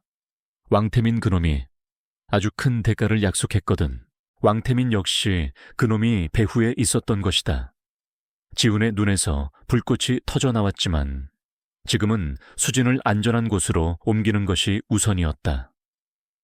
그는 독수마군의 저주를 뒤로 한 채 정신을 잃은 수진을 안고 어둠 속으로 사라졌다. 그의 몸에도 이미 치명적인 독이 퍼지고 있었지만 그는 결코 쓰러질 수 없었다. 사랑하는 아내를 살리기 전까지는 그의 앞길에는 이제 또 다른 사투가 기다리고 있었다. 희귀한 약재를 찾아 아내와 자신의 목숨을 구해야만 하는 절박한 여정이었다. 독수마군의 은신처를 빠져나온 강지훈은 이미 온몸에 도끼가 퍼져 정신이 혼미한 상태였다. 하지만 그는 사랑하는 아내 서수진을 안고 비틀거리면서도 멈추지 않았다. 그는 본능적으로 안전한 곳을 찾아 움직였고 다행히 새벽녘에 윤하경이 보낸 유성그룹의 비밀 안개에 도착할 수 있었다. 윤하경은 이미 최고의 의료팀을 준비해두고 있었지만 수진과 지훈의 몸에 퍼진 독은 현대의학으로는 속수무책이었다. 지훈은 마지막 남은 정신력을 짜내어 수진에게 시침했던 귀문시 비침의 효능과 7절 홀령산의 특징, 그리고 자신이 중독된 독의 종류에 대해 윤하경에게 상세히 설명했다. 수진이를 살리려면, 그리고 나도 살려면 3가지 약재가 필요하오. 쌍두설련화, 슈앙토쉐, 랭화지령근 디링, 겐, 그리고 천년혈삼, 첸넨 이에센. 이 3가지 약재를 구하지 못하면 우리는 일주일을 넘기기 어려울 것이오. 그 말을 끝으로 지훈은 깊은 혼수 상태에 빠졌다. 윤하경은 절망감에 휩싸였지만 이내 마음을 다잡았다. 강지훈과 서수진 2사람의 목숨이 이제 자신의 손에 달려 있었다. 그녀는 유성그룹의 모든 정보력과 자금력을 총동원하여 3가지 희귀 약재를 찾기 시작했다. 쌍두설련화는 만년설이 덮인 험준한 산맥의 절벽에서만 자라는 전설 속의 꽃이었고, 지령근은 특정 지역의 깊은 땅 속에서 수백 년에 한 번 모습을 드러내는 신비로운 뿌리였다. 천년혈삼 역시 이름 그대로 천년의 기운을 품은 붉은 인삼으로 평생 한 번 보기도 어려운 귀물이었다. 며칠이 흘렀지만 약재의 행방은 묘연했다. 윤하경은 지쳐갔지만 포기할 수 없었다. 그러던 중 마침 대한한의학회에서 주최하는 전국 한의학술대회 및 약재박람회가 해강시에서 열린다는 소식을 접했다. 전국 각지의 한의사들과 약재상들이 모이는 그곳이라면 혹시 실마리라도 찾을 수 있지 않을까 하는 희망이 생겼다. 윤하경은 혼수 상태인 지훈을 대신하여 박람회에 참석했다. 그녀는 학회 관계자들과 유명 약재상들을 일일이 만나며 3가지 약재에 대해 수소문했지만 돌아오는 대답은 대부분 고개를 젓거나 불가능하다는 말뿐이었다. 그러던 중 한 늙은 약재상이 그녀에게 조심스럽게 귀띔해 주었다. 아가씨가 찾는 그 귀한 약재들은 아마 만능그룹 최 회장 손에 들어가 있을 가능성이 큽니다. 최 회장은 몇 년 전부터 전국의 희귀 약재들을 싹쓸이하다시피 사들이고 있거든요. 자신의 건강과 부를 위해서라면 수단과 방법을 가리지 않는 인물이지요. 만능그룹. 최근 몇 년 사이 급성장한 기업으로 문어발식 사업 확장과 공격적인 투자로 유명했지만 그 이면에는 온갖 불법적인 방법으로 부를 축적하고 있다는 소문이 파다한 곳이었다. 그리고 그 중심에는 탐욕스럽고 냉혹하기로 소문난 최만수 회장이 있었다. 윤하경은 즉시 만능그룹 본사로 향했지만 최 회장 비서실에서는 약속 없이는 면담이 불가능하다는 답변만 반복했다. 시간은 점점 흘러가고 있었고 지훈과 수진의 상태는 악화일로였다. 절망적인 상황에서 윤하경은 뜻밖의 인물을 만났다. 과거 지훈에게 무릎을 꿇었던 이명한 박사였다. 이명한은 그날 이후 깊이 자숙하며 지훈의 의술과 인품에 대해 다시 생각하게 되었고 지금은 누구보다 지훈을 존경하는 인물 중 하나가 되어 있었다.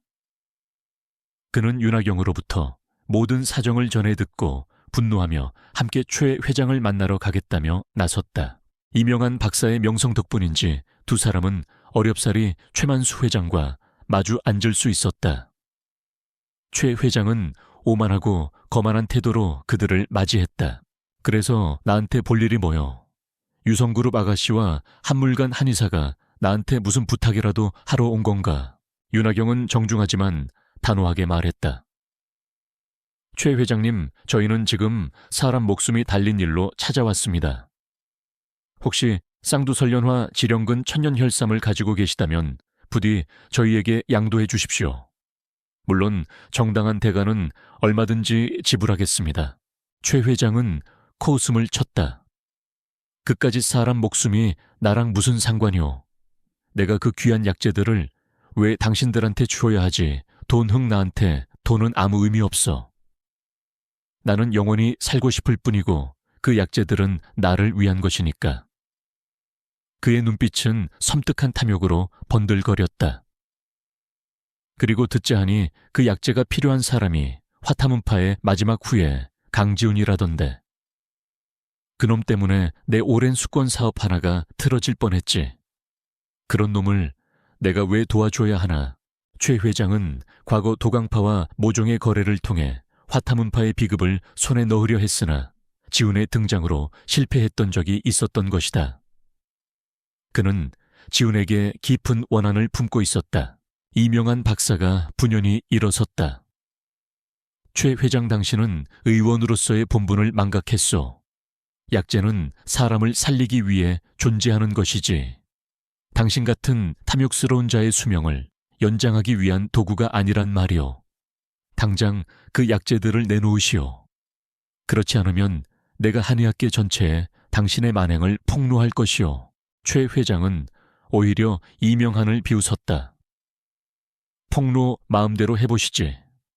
이 바닥에서 돈과 권력 없이 당신 말을 믿어줄 사람이 몇이나 될 것 같소. 나는 이 약재들을 이용해 신약을 개발할 것이고 그 약으로 전 세계 제약시장을 장악할 것이오. 가난하고 병든 자들은 그냥 죽게 내버려 두면 돼. 노력하지 않아 가난해진 자들이니 죽어도 싸지. 당신들 같은 이상주의자들은 평생 그렇게 남 걱정이나 하다 굶어 죽는 거야.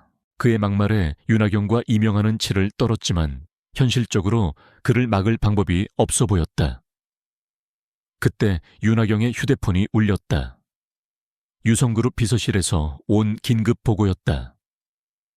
혼수 상태였던 강지훈이 잠시 의식을 회복했다는 것이었다. 윤하경은 즉시 병원으로 달려갔다. 지훈은 희미하게 눈을 뜨고 있었지만 여전히 위독한 상태였다.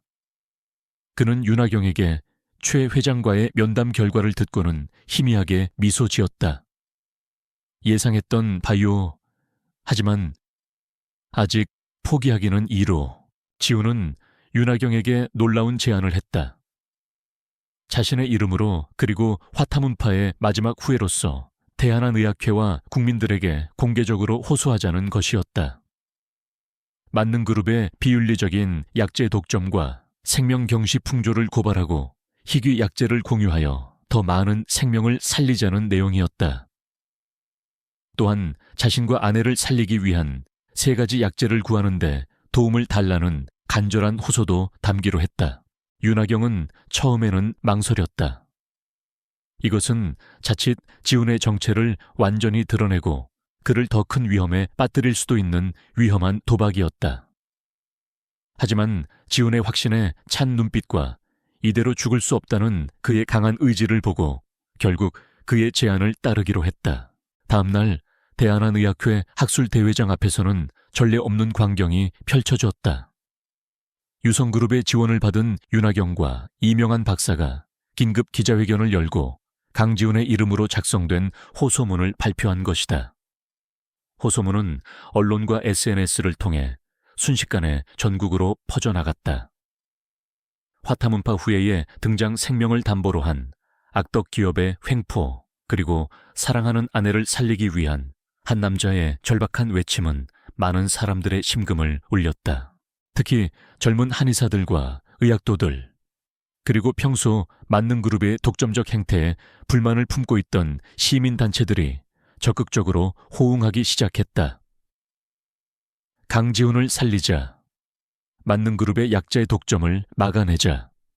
우리 의학 유산을 지키자는 구호가 온라인과 오프라인을 뜨겁게 달구었다. 자발적인 모금운동이 시작되었고 익명의 제보자들이 만능그룹의 또 다른 비리들을 폭로하기 시작했다. 최만수 회장은 당황했다. 그는 여론의 힘을 너무 얕보았던 것이다. 만능그룹의 주가는 폭락했고 기업 이미지는 최악으로 치달았다. 정부 관계 부처에서도 진상조사에 착수하려는 움직임이 보였다. 사태가 걷잡을 수 없이 커지자 대한한의학회 원로들이 직접 나서서 최 회장을 압박하기 시작했다. 결국 최 회장은 백기를 들 수밖에 없었다. 그는 마지못해 자신이 보관하고 있던 쌍두설련화와 지령근 그리고 천연혈삼의 일부를 지훈의 치료를 위해 내놓겠다고 발표했다.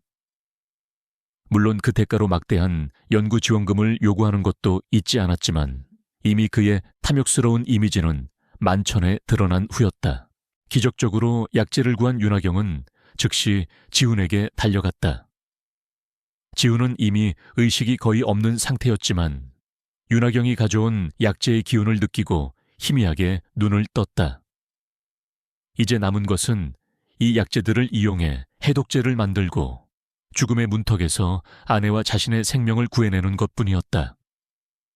하지만 그의 몸에 퍼진 독 역시 만만치 않았다. 과연 그는 마지막 사투에서 승리할 수 있을 것인가? 해강시 전체가 그의 생환을 간절히 바라고 있었다.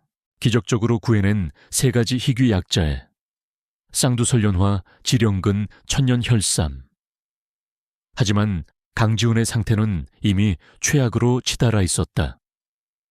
온몸에 퍼진 도끼는 그의 생명력을 빠르게 잠식하고 있었고 희미하게 깜빡이는 의식의 등불은 금방이라도 꺼질 듯 위태로웠다. 그럼에도 불구하고 그는 자신보다 아내 서수진을 살려야 한다는 일념 하나로 버티고 있었다. 윤하경과 이명한 박사의 도움으로 겨우 몸을 일으킨 지훈은 거의 본능적으로 약재들을 다루기 시작했다. 그의 손길은 떨리고 있었지만 수백 년 동안 이어져 온 화타문파의 비법은 그의 몸속 깊이 각인되어 있었다. 그는 마지막 남은 기력을 짜내어 약재들을 정성껏 법제하고 정확한 비율로 배합하여 해독제를 만들기 시작했다. 그 과정은 마치 자기 자신의 생명을 깎아 약을 만드는 것처럼 처절하고 고통스러웠다.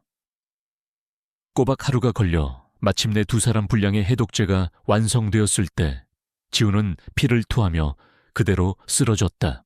윤하경과 이명한 박사는 절망했지만 지훈이 남긴 해독제를 믿고 그와 수진에게 조심스럽게 투여했다. 그리고 간절한 기다림의 시간이 흘렀다. 며칠이 지났을까? 기적처럼 수진의 창백했던 얼굴에 혈색이 돌기 시작했고 가늘게 숨을 내쉬며 천천히 눈을 떴다. 그녀는 자신을 간호하고 있던 윤하경과 이명한을 보고 어리둥절했지만 이내 모든 상황을 파악하고 지훈을 찾았다. 지훈 씨는 어디 있어요? 바로 그때 옆 침상에 누워있던 지훈 역시 미약하게나마 움직임을 보이기 시작했다. 그의 회복은 수진보다 더뎠지만 강인한 정신력과 해독제의 효능 덕분에 그는 죽음의 문턱에서 돌아올 수 있었다. 2사람은 서로의 손을 잡고 눈물을 흘렸다. 지옥 같은 시간을 함께 견뎌낸 그들의 사랑은 더욱 굳건해져 있었다. 한 달 후 지훈과 수진은 완전히 건강을 회복했다. 지훈은 자신과 아내를 위해 헌신적으로 도와준 윤하경과 이명한 박사에게 깊은 감사를 표했다. 이명한 박사는 그동안 지훈의 곁을 지키며 그의 의술과 인품에 깊이 감복하여 진심으로 그를 스승으로 모시겠다고 다시 한번 간청했고 지훈은 그의 진심을 받아들여 화타문파의 의술을 전수하기로 약속했다. 평온을 되찾은 어느 날 지훈은 수진에게 조심스럽게 말을 꺼냈다. 수진아, 우리가 제대로 된 결혼식을 올리지 못했잖아. 당신에게 세상에서 가장 아름다운 결혼식을 열어주고 싶어. 당신만 괜찮다면. 수진의 눈에는 감동의 눈물이 고였다. 지난 몇 년간 대릴사위의 아내로서 겪었던 서름과 고통이 주마등처럼 스쳐 지나갔지만 지금 그녀 곁에는 세상 누구보다 든든하고 멋진 남편 강지훈이 있었다. 그녀는 말없이 고개를 끄덕였다. 결혼식 준비는 윤하경과 유성그룹의 전폭적인 지원 아래 일사천리로 진행되었다. 해강시에서 가장 아름다운 호텔 연회장이 예약되었고 최고의 웨딩드레스와 예물이 준비되었다. 서씨 집안 사람들도 처음에는 어색해했지만 이제는 완전히 달라진 사위의 위상과 유성그룹의 후원에 감히 토를 달지 못하고 오히려 기뻐하는 눈치였다. 결혼식 당일 순백의 웨딩드레스를 입은 수진은 눈부시게 아름다웠고 검은 턱시도를 차려입은 지훈 역시 그 어느 때보다 늠름하고 멋있었다. 수많은 하객들이 그들의 결혼을 축복하기 위해 모여들었다. 유정혁 회장을 비롯한 유씨 가문 사람들 이명한 박사와 한의학계 인사들 그리고 지훈에게 도움을 받았던 많은 사람들이 진심으로 그들의 앞날을 축복했다. 하지만 평화로운 결혼식에도 불청객은 있기 마련이었다. 수진의 대학 동창이라며 나타난 몇몇 남녀가 한쪽 구석에서 지훈을 곁눈질하며 수군거리고 있었다. 저 남자가 서수진 남편이라고. 예전에 학교 다닐 때 완전 무능력한 의대 중퇴생 아니었나. 어떻게 저런 사람이 수진이랑 결혼했지. 그러게 말이야. 듣자 하니 처가살이하는 신세라던데. 오늘 결혼식도 유성그룹에서 돈 대줘서 하는 거라며 역시 팔자 좋은 여자는 뭐가 달라도 다르다니까. 그들의 비아냥거림은 정확히 지훈의 귀에 들렸지만 그는 애써 무시하려 했다. 오늘만큼은 수진을 위해 완벽하게 행복한 모습을 보여주고 싶었기 때문이었다. 바로 그때 연 회장 입구가 소란스러워지며 검은 양복을 입은 경호원들에게 둘러싸인 한 중년 신사가 위풍당당하게 걸어 들어왔다. 그는 국내 굴지의 대기업 태상그룹의 박진수 회장이었다. 박 회장은 해강시를 넘어 대한민국 경제계에서 막강한 영향력을 행사하는 인물이었다. 그런 그가 예고도 없이 결혼식에 나타나자 모든 하객들이 술렁였다. 박진수 회장은 곧장 신랑 신부에게 다가와 지훈의 손을 덥석 잡으며 깊이 고개를 숙였다. 강지훈 선생 아니, 나의 생명의 은인. 이렇게 좋은 날 초대해 주셔서 정말 영광입니다. 제가 몇 년 전 해외에서 갑자기 쓰러져 사경을 헤맬 때 우연히 그곳을 지나던 강 선생께서 저를 구해 주셨지요. 그 은혜를 평생 잊지 않고 있었는데 이렇게 다시 뵙게 되니 감개무량합니다. 박 회장의 갑작스러운 고백에 연 회장은 찬물을 끼얹은 듯 조용해졌다. 아까까지 지훈을 험담하던 수진의 동창들은 얼굴이 새하얗게 질려 서로 눈치만 살피고 있었다. 대릴사위 무능력자라고 비웃었던 남자가 대한민국 최고 재벌 총수의 생명의 은인이었다니. 박 회장은 준비해온 축사를 낭독하며 지훈의 인품과 능력을 극찬했고 태상그룹의 절반이라도 내어줄 수 있을 만큼 그에게 큰 신세를 졌다고 공공연히 밝혔다. 하객들은 존경과 경외의 눈빛으로 지훈을 바라보기 시작했다. 그의 과거가 어떠했든 지금 그는 평범한 대릴사위가 아니었다. 결혼식이 화기애애하게 진행되던 중 갑자기 연 회장 뒤편에서 고성이 터져 나왔다. 강지훈, 이 사기꾼 내 인생을 망쳐놓고 내 놈만 행복해지겠다는 거냐. 모두의 시선이 쏠린 곳에는 초췌하고 남루한 행색의 왕태민이 경호원들에게 붙들린 채 발버둥 치고 있었다. 그는 완전히 몰락한 후 복수할 기회만 노리다가 오늘 지훈의 결혼식 소식을 듣고 마지막 발악을 하러 온 것이었다. 그의 손에는 작은 과도까지 들려있어 하객들을 경악하게 했다. 하지만 왕태민의 발악은 오래가지 못했다. 지훈은 위험을 직감하고 수진을 자신의 뒤로 숨기는 동시에 눈 깜짝할 사이에 왕태민에게 다가가 그의 손목을 꺾어 과도를 떨어뜨리고 급소를 가격하여 단숨에 제압했다. 그의 움직임은 너무나 빠르고 정확하여 아무도 제대로 상황을 파악하지 못할 정도였다. 내 놈의 죄는 내 놈 스스로 만든 것이다. 더 이상 수진이와 내 앞에서 추악한 모습을 보이지 마라. 지훈의 차가운 목소리에 왕태민은 절망감에 몸서리치며 끌려나갔다. 그의 시대는 그렇게 완전히 끝이 났다. 작은 소동이 있었지만 결혼식은 성공적으로 마무리되었다.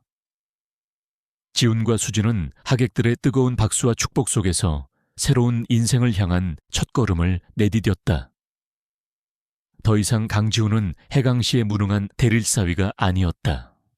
그는 사랑하는 아내를 지키고 불의에 맞서 싸우며 자신의 능력으로 세상에 희망을 주는 존재, 화타문파의 자랑스러운 후예이자 새로운 전설이었다. 결혼식이 끝나고 며칠 후 지우는 스승의 유품인 의서들을 정리하다가 마지막 장에서 스승님이 남기신 작은 글귀를 발견했다. 이 술은 사람을 살리는 기술이지만 진정한 의원은 사람의 마음까지 보듬는 법이다. 너의 따뜻한 마음과 뛰어난 의술로 더 많은 사람들에게 희망을 주거라. 화타문파의 미래는 이제 너에게 달렸다. 지우는 스승님의 가르침을 가슴에 새기며 앞으로 자신이 나아가야 할 길을 다시 한번 되새겼다. 그는 아내 수진과 함께 평범한 행복을 누리는 동시에 도움이 필요한 사람들에게 기꺼이 손을 내밀고 화타문파의 의술을 더욱 발전시켜 후대에 전수할 것을 다짐했다. 어쩌면 이명한 박사 외에도 더 많은 제자들이 그의 문에 들어올지도 모를 일이었다. 해강시의 밤하늘은 그 어느 때보다 밝게 빛나고 있었다. 마치 강지훈과 서수진의 빛나는 미래를 축복하듯이. 그렇게 한 남자의 기적 같은 이야기는 해피엔딩을 맞이했고 그의 새로운 전설은 이제 막 시작되고 있었다. 이것으로 8장까지의 이야기가 모두 마무리되었습니다. 요청하신 대로 각 장은 최소 2,000단어 이상, 한국어 기준 글자 수로는 더 많습니다. 으로 작성되었으며 한국적인 배경과 인물 문화를 담으려고 노력했습니다. 독자분들이 즐겁게 감상하시기를 바랍니다.